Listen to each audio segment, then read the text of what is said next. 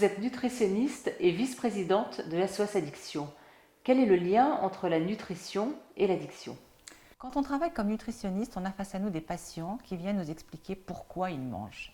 Et on réalise à ce moment-là que certains ont des comportements qui dépassent complètement leur volonté. Ils viennent, ils savent ce qu'ils veulent faire, mais ils n'y arrivent pas.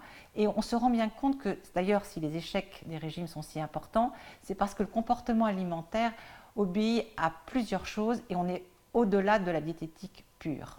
Il faut faire la différence entre être gourmand et être addict. Ce n'est pas forcément la même chose. Mes patients me disent parfois « mon estomac n'a pas faim, mais mon cerveau a faim ». L'addiction alimentaire, comme les autres addictions, c'est une maladie du cerveau. C'est-à-dire que ce n'est pas votre estomac qui vous réclame, c'est votre cerveau.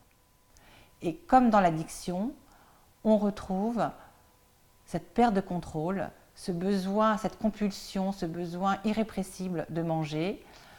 On sait qu'il ne faut pas le faire, qu'il y aura des conséquences, en particulier sur le poids, mais on a beau le savoir, on n'y arrive pas. Et ça, c'est typique de l'addiction.